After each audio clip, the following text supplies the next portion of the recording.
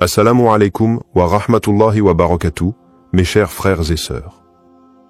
Aujourd'hui, je vous invite à plonger dans un mystère spirituel que peu de gens osent aborder. Et pourtant, cette question pourrait bouleverser tout ce que vous pensez savoir sur le personnage du Mahdi. Selon le grand maître soufi Ibn Arabi, il existe une décision d'une gravité inouïe que le Mahdi devra prendre concernant son propre corps. Oui, son corps. Pas son esprit, ni son armée, ni même son lieu d'apparition, mais son enveloppe physique, ce véhicule sacré que Dieu lui a accordé. Cette décision ne concerne pas seulement lui, elle nous concerne tous, car elle pourrait déterminer la manière dont il sera reconnu, accepté ou même rejeté. Imaginez un instant, et si le corps du Mahdi était porteur d'un secret divin, d'un signe que l'humanité ne saurait lire qu'au moment voulu? Ibn Arabi, dans ses révélations profondes, nous laisse entrevoir une vérité puissante. Le Mahdi ne choisira pas la facilité. Il portera un fardeau invisible aux yeux des hommes, mais lourd de sens devant Allah. Et ce fardeau repose dans son propre corps. Frères et sœurs, ce que vous allez découvrir dans cette vidéo dépasse l'imaginaire. Préparez votre cœur à entendre ce que peu de gens savent, mais que tout croyant devrait méditer profondément. Mais avant de comprendre la portée de cette décision, il est essentiel de connaître celui qui en parle, Ibn Arabi. Ce nom, pour beaucoup, évoque un mystique, mais pour ceux qui l'étudient vraiment, c'est bien plus. Ibn Arabi, surnommé le sceau de la sainteté, était un maître spirituel d'un niveau que peu atteignent. Né en Andalousie au XIIe siècle, il a traversé les terres d'Islam, de l'Espagne au Hidjaz, en passant par la Syrie et l'Égypte. Ses écrits, parfois obscurs, parfois lumineux, ont influencé des générations entières de savants, de soufis et de penseurs. Ce n'est pas un homme de fantasmes ou d'illusions, c'est un homme qui a vu avec les yeux du cœur. Lorsqu'il parle du Mahdi, il ne décrit pas seulement un homme. Il décrit une fonction, un secret divin, un événement inscrit dans le décret d'Allah. Et surtout, il parle de ce que personne ne voit, les vérités invisibles. Ibn Arabi affirme que le Mahdi ne viendra pas seulement pour rétablir la justice ou vaincre l'oppresseur. Il viendra aussi avec un corps porteur de sens, un corps chargé d'une lumière spirituelle qu'aucune science matérielle ne peut détecter. Ce corps n'est pas ordinaire. Il a été façonné par la volonté divine pour incarner une mission unique. C'est pourquoi Ibn Arabi insiste. Ce que le Mahdi fera de son corps est une affaire immense, car son corps est à la fois un signe, une épreuve et une responsabilité.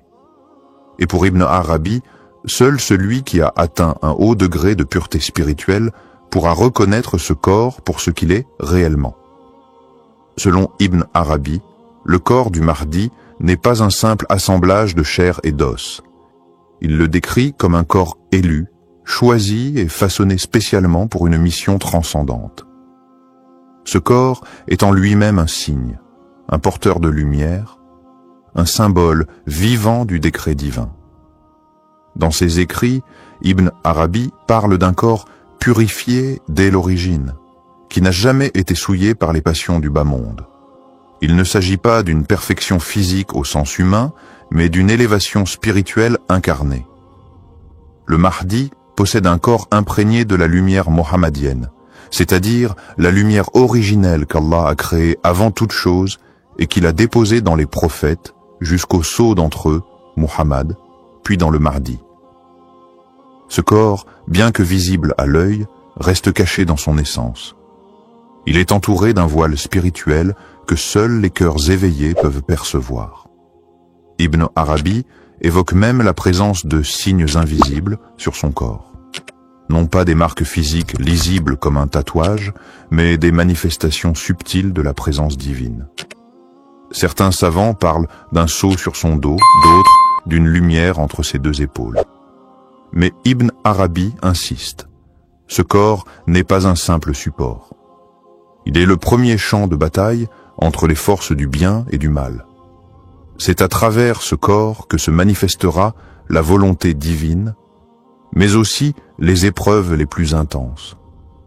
Car ce corps dérangera, il troublera les élites, il fera trembler les ennemis de la vérité. Il ne sera pas seulement un signe pour les croyants, mais une menace pour ceux qui gouvernent dans l'ombre. Ainsi, la nature spéciale du corps du Mahdi est un message silencieux d'Allah à l'humanité. Le rappel que le divin peut se manifester dans l'apparence la plus simple, mais chargé de secrets insondables. Et c'est là que vient le tournant le plus étonnant du discours d'Ibn Arabi.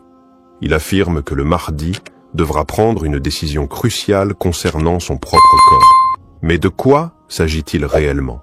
Selon lui, le Mahdi sera confronté à une révélation intérieure, un moment où il comprendra que son apparence physique n'est pas simplement un état passif, mais un outil, une clé entre ses mains.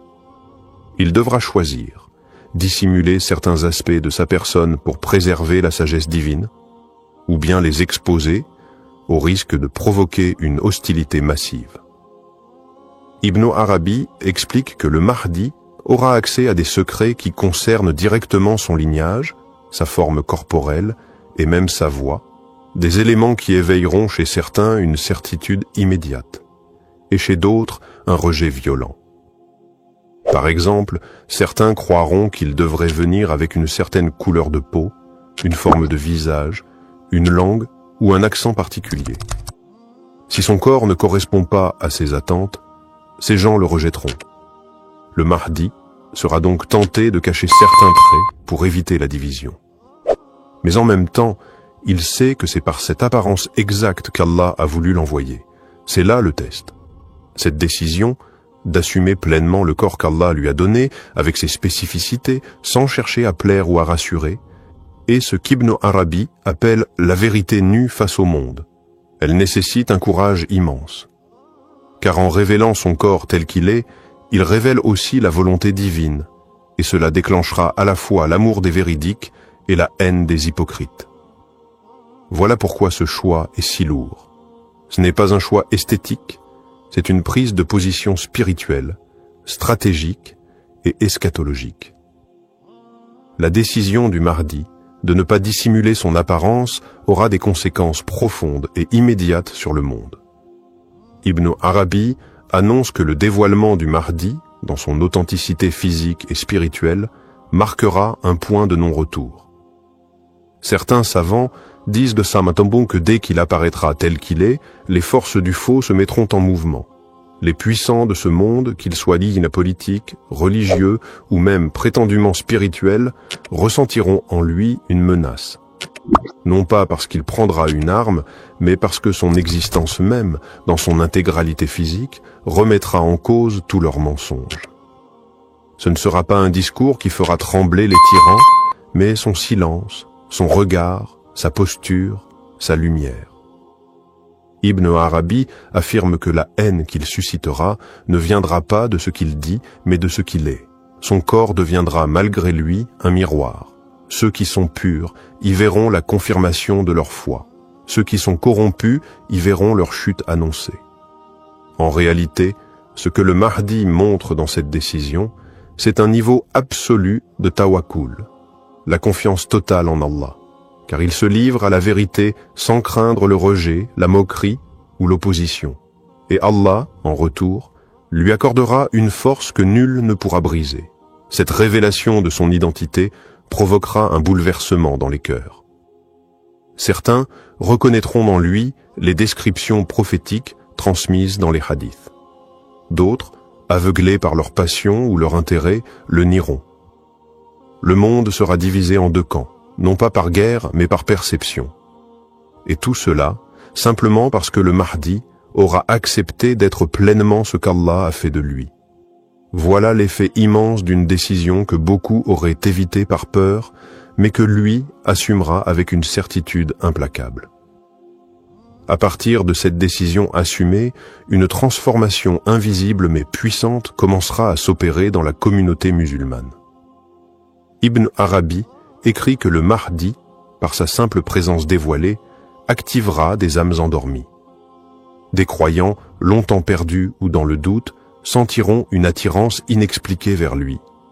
Ce ne sera pas un effet de propagande, ni un culte de la personnalité. Ce sera une reconnaissance intime, comme si leur cœur retrouvait un pacte ancien. Certains récits spirituels disent que les awliya, les saints dissimulés, sauront immédiatement qui il est. Non pas à cause d'un signe extérieur, mais parce que leur lumière intérieure reconnaîtra la sienne.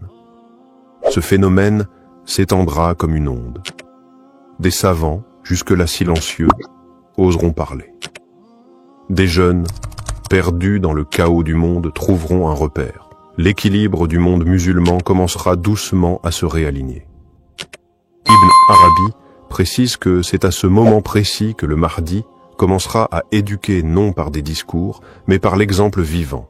Son corps, toujours lui, deviendra une école, un signe de discipline, de maîtrise, de vérité incarnée.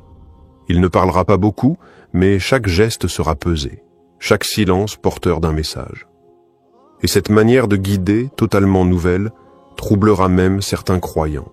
Certains lui reprocheront de ne pas agir selon les normes établies. Mais ceux qui auront compris verront que le Mahdi n'est pas là pour répéter l'ancien, mais pour restaurer l'originel. Son physique, sa manière de se tenir, de marcher, de regarder, tout cela rappellera celle du prophète Muhammad. Et ceux qui aiment sincèrement le messager d'Allah le reconnaîtront sans effort. Ce sera le début d'une purification collective. Et cette élévation, causée par une seule décision courageuse, marquera le retour du leadership spirituel véritable au sein de la Oumma. Le Mahdi ne bouleversera pas le monde par la force ou la violence, mais par un choix simple, presque silencieux, être pleinement lui-même, tel qu'Allah l'a façonné. Ibn Arabi nous pousse à réfléchir. Combien parmi nous fuient ce qu'ils sont réellement par peur du rejet? Le Mahdi, lui, affrontera cette peur. Il fera de son corps, de sa voix, de sa présence, un message divin. Et ce message réveillera les cœurs, divisera les peuples, mais annoncera aussi l'accomplissement des grandes promesses.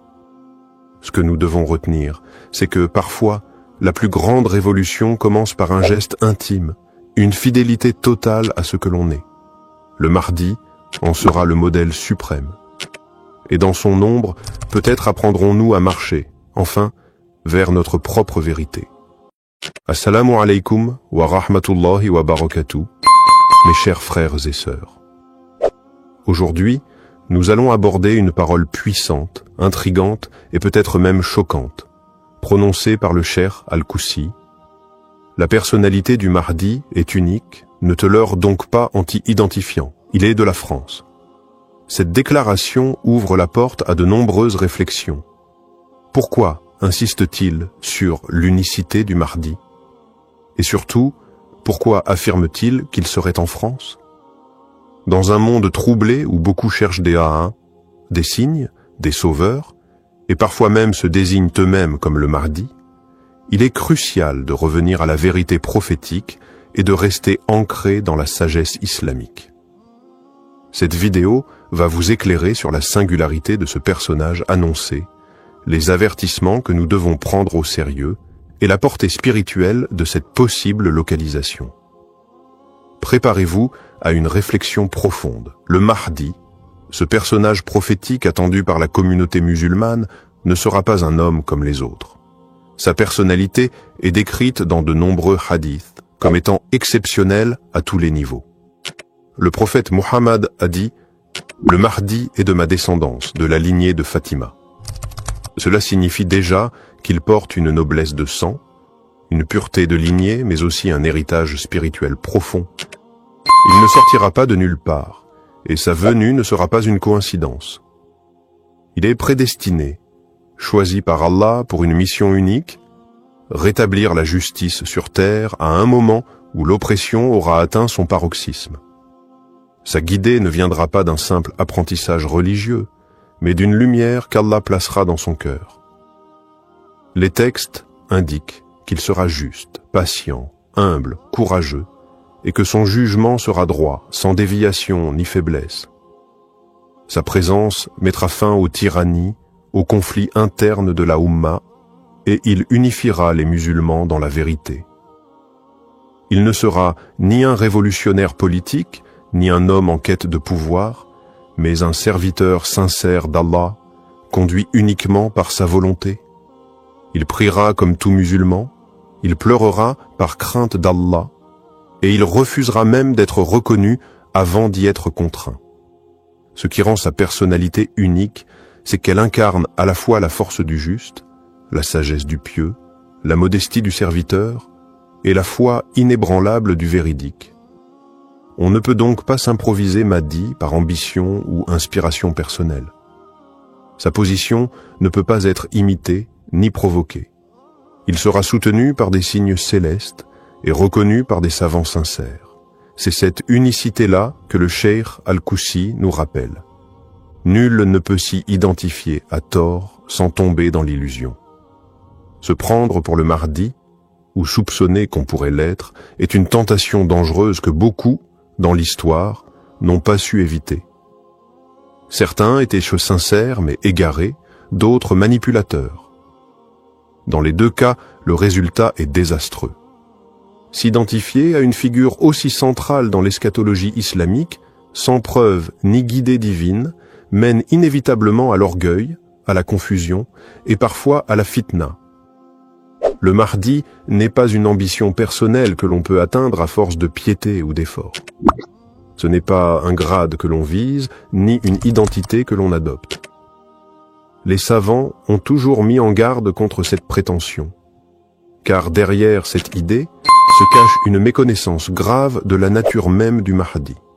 Il n'est pas un simple réformateur, ni un leader éclairé.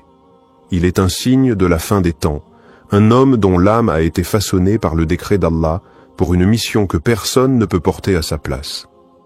Se tromper soi-même en croyant être cet homme, ou en prétendant le reconnaître sans preuve manifeste, c'est non seulement se nuire, mais semer l'égarement autour de soi. C'est pourquoi les grands maîtres spirituels, dont Cheikh Al-Koussi, rappellent avec fermeté « Ne te leurre pas, ce mensonge intérieur est le plus destructeur. Se croire Mahdi, c'est en réalité ignorer ce qu'est véritablement le Mahdi. » Cheikh Al-Koussi, dans ses interventions marquantes, insiste sur une vérité que beaucoup refusent d'entendre. La personnalité du Mahdi est au-delà de toute projection humaine. Lorsqu'il dit « Ne te leurre donc pas en t'y identifiant », il s'adresse directement à ceux qui laissent leur ego spirituel les égarer. Son message est clair. Tu peux aspirer à la piété, à la sincérité, à la réforme, mais jamais tu ne peux revêtir cette station sans y être désigné par Allah lui-même. Le cheikh, profondément enraciné dans la tradition soufie et la connaissance intérieure, connaît les pièges du nafs déguisé en aspiration sacrée. Il rappelle que même dans le cheminement spirituel, il y a des limites à ne pas franchir. Le Mahdi ne se connaît pas comme tel au début. Il n'en parle pas. Il ne s'y identifie pas. Et s'il en vient à être reconnu, c'est contre sa volonté, par la pression des croyants sincères, des savants, et surtout par les signes incontestables prévus par Allah. Le cheikh insiste donc. Celui qui s'auto-désigne ou qui croit ressentir en lui des signes du Mahdi est en réalité dans l'erreur, car ce genre de perception naît souvent du désir, pas de la révélation. Seule une guidance divine, appuyée par des preuves extérieures et validée par la communauté véridique, pourra confirmer ce personnage. En attendant, la meilleure attitude est l'humilité, et non l'identification présomptueuse. Lorsque Cheikh Al-Koussi affirme que le Mahdi est en France, cette déclaration étonne, interroge, voire dérange. Que veut-il dire exactement? Est-ce une parole symbolique, spirituelle ou bien littérale? Plusieurs hypothèses peuvent être envisagées. D'abord, il est possible qu'il parle d'un lieu d'habitation actuel, sans nécessairement signifier que le Mahdi soit originaire de France. Certains savants ont mentionné que le Mahdi pourrait vivre dans l'ombre, caché, dans un pays où personne ne s'attend à le voir. Dans ce cas, la France, pays de paradoxe, pourrait être un lieu de retraite, d'observation, ou même d'épreuve pour lui. Une autre interprétation possible est que Cheikh Al-Koussi parle du lieu d'éveil de sa mission, et non de sa naissance. Peut-être que ce personnage, bien que descendant du prophète, aura été élevé en Europe, et que c'est depuis cette terre qu'il commencera à ressentir l'appel intérieur. L'histoire islamique est remplie de cas où des réformateurs ont surgi d'endroits inattendus. Il est aussi envisageable qu'il fasse référence à un exil temporaire, une période de silence avant la grande mission. Enfin, certains pensent que Cheikh Al-Koussi évoque la France comme un symbole de désordre spirituel et social, dans lequel le Mahdi serait plongé afin d'être formé à affronter l'ampleur de sa tâche. Il faut garder en tête que les paroles des maîtres spirituels ne sont pas toujours à prendre au premier degré. Mais, si cette affirmation est à comprendre littéralement, alors cela veut dire que la présence du Mahdi en France à notre époque n'est plus une question de mythe, mais une réalité invisible. Il serait alors entouré de personnes qui ignorent totalement sa véritable nature. Il marcherait parmi nous, inconnu, observant, patientant, attendant le décret d'Allah pour agir. Cette possibilité nous pousse à une grande prudence et à un profond respect du mystère divin. La France occupe, dans certains discours spirituels, une place particulière. Pays de lumière pour certains, terre d'épreuve pour d'autres, elle est souvent décrite comme un territoire de contradictions. Certains maîtres soufis ont mentionné que l'Occident serait un lieu de confusion intense à la fin des temps, mais aussi un lieu où jaillirait un renouveau inattendu. Des récits non officiels circulent sur des awliyas, cachés vivant en Europe, formant spirituellement des âmes choisies à l'insu du monde. Dans cette optique, la France pourrait être perçue non comme un centre islamique classique, mais comme un terrain de préparation silencieuse. Elle incarne les tensions modernes, sécularisme extrême, rejet de l'islam, mais aussi des milliers de conversions sincères chaque année. Le Mahdi, s'il y est réellement, serait exposé à l'un des environnements les plus hostiles, ce qui renforcerait son endurance, sa sagesse et sa compréhension des défis de notre époque. C'est précisément dans ce genre de climat que les cœurs se forgent. Si Cheikh Al-Koussi l'a affirmé, peut-être veut-il nous alerter sur une vérité que personne n'ose encore voir, que la France, avec tout ce qu'elle représente, pourrait être le théâtre du plus grand bouleversement spirituel de notre ère. Et que le Mahdi, loin d'être une figure orientale stéréotypée, pourrait émerger du cœur de ce tumulte occidental. L'humilité est l'une des caractéristiques essentielles du Mahdi. Contrairement à ceux qui, dans l'histoire, ont prétendu être le sauveur ou le guide, le Mahdi est celui qui incarne l'humilité la plus profonde. Dans les hadiths, il est clairement indiqué qu'il ne se reconnaîtra pas immédiatement comme étant celui qu'Allah a désigné pour rétablir la justice. Il n'aura ni orgueil, ni désir de se mettre en avant. Il n'y aura pas de grande annonce, ni de revendication de sa position. Au contraire, il évitera de se montrer sous une lumière artificielle. L'humilité, dans ce contexte, devient un critère décisif pour le reconnaître. Un véritable Mahdi ne cherchera pas à accumuler des adeptes ou à attirer des foules, mais il agira simplement par la volonté divine. Ceux qui se proclamant Mahdi en toute connaissance de cause, en dépit de leur absence de preuves tangibles et de signes divins, font preuve d'un grand manque d'humilité. Ils cherchent à manipuler l'attention et la reconnaissance des autres. À travers cette prétention, ils révèlent non seulement un ego démesuré, mais aussi un manque de foi en Allah. Le vrai Mahdi, au contraire, restera discret, guidé par Allah seul, et les gens viendront à lui non par son propre désir, mais parce que leur foi en Allah les aura poussés vers lui. Il saura sans doute que son apparence même ne sera qu'un instrument dans la main d'Allah pour accomplir un dessein bien plus grand. C'est pourquoi l'humilité, dans le cadre de la personnalité du Mahdi, est non seulement un signe distinctif, mais aussi un enseignement central pour les croyants.